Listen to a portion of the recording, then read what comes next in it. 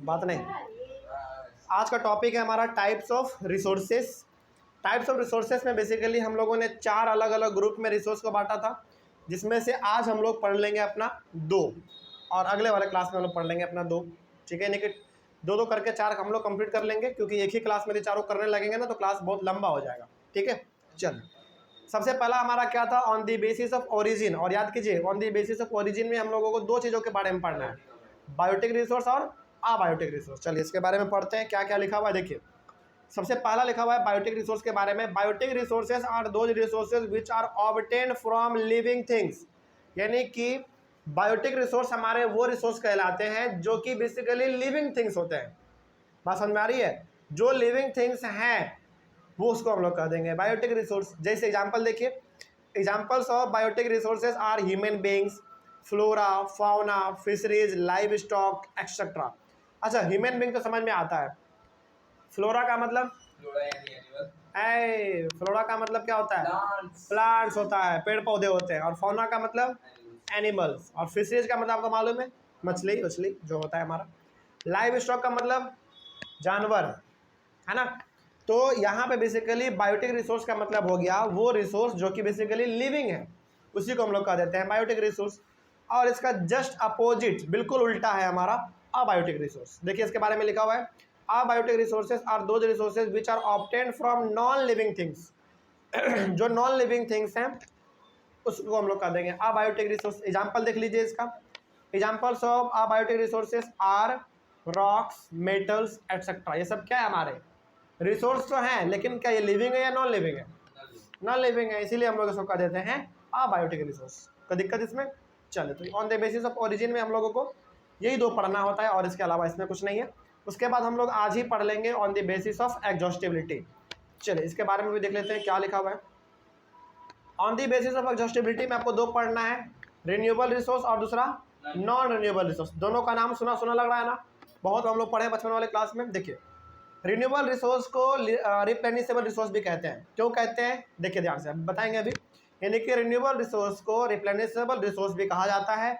क्यों, इसके पीछे रीजन है, पहले पढ़ते हैं। देखिए लिखा हुआ है, रिन्यूएबल और replenishable resources are those resources which can be renewed और रिप्रोड्यूस्ड बाय फिजिकल, केमिकल और मैकेनिकल प्रोसेस। मतलब कि रिन्यूएबल रिसोर्स और रिप्लेनिशेबल रिसोर्स हमारे वो रिसोर्स होते हैं जिसको आप बार बार रिन्यू कर सकते हो, यानी कि बार बार उसको आप इस्तेमाल कर सकते हो या फिर उसको बार बार आप रिप्रोड्यूस कर सकते हो।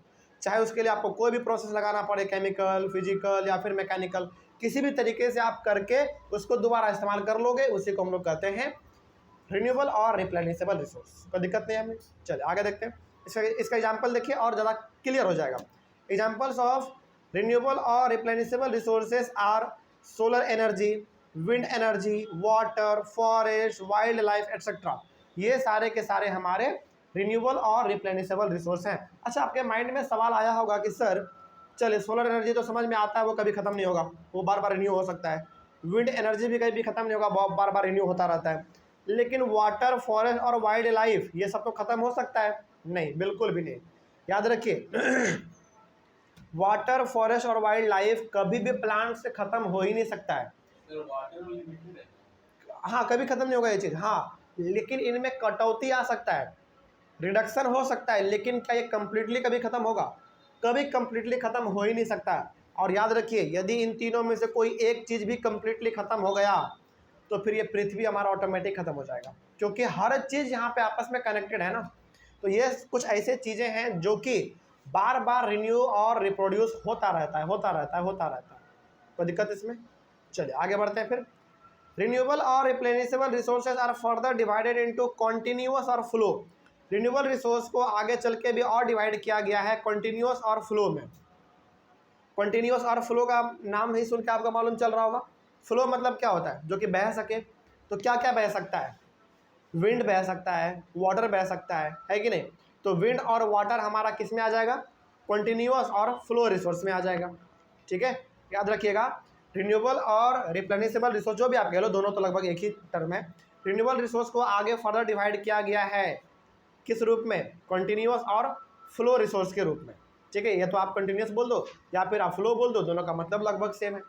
और फ्लो बेसिकली क्या कर सकता है हमारा रिन्यूएबल रिसोर्स में हमारा फ्लो क्या कर सकता है? या तो विंड या तो वाटर। तो ये हो गया हमारा कंटिन्यूअस का या फिर फ्लो का रिसोर्स का एग्जाम्पल। ठीक है, आगे बढ़ते हैं। उसके बाद है हमारा non renewable resource. Just renewable resource का उल्टा है हमारा।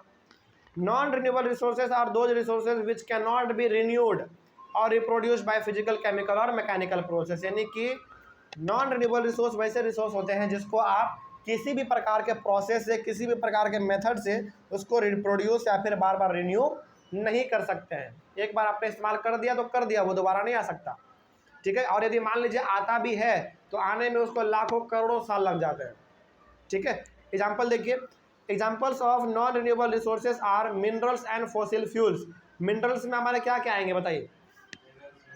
वही iron, magnesium, phosphorus, potassium, calcium, ये सब हमारे क्या है? मिनरल्स हैं। और फॉसिल फ्यूल हमारे क्या है भाई? पेट्रोल, डीजल, केरोसिन, ये सब हमारे फॉसिल फ्यूल्स होते हैं, है ना। तो ये सब यदि एक बार इस्तेमाल हो गया तो क्या दोबारा आप इसको रिन्यू कर सकते हैं? क्या नहीं कर सकते। और मान लीजिए यदि रिन्यू करना भी होगा, पहली बात तो रिन्यू कर नहीं सकते हैं, और दोबारा यदि ये रिन्यू होगा, रिप्रोड्यूस होगा, तो इसको बनने में लाखों साल, करोड़ों साल लगते हैं। ठीक है, इस बात को आप याद रखेंगे, इसीलिए ये नॉन रिन्यूएबल रिसोर्स है। Non renewable resources takes millions of years in their formation. Non renewable resources को बनने में मिलियंस ऑफ ईयर्स लग जाते हैं, यानी कि लाखों लाखों साल लग जाते हैं, तब जाके हमारा नॉन रिन्यूएबल रिसोर्स बन पाता है, यानी कि वो रिन्यू हो पाता है। कोई दिक्कत इसमें? चलिए आगे बढ़ते हैं। तो उसके बाद हमारा, अच्छा, हालांकि हमने कहा था कि आज की क्लास में हम लोग 2 ही पढ़ेंगे क्योंकि हमारे पास समय आज बहुत कम है। 2 हमारा बच रहा है on the basis of ownership, और एक है हमारा उसमें on the basis of status of development, है ना।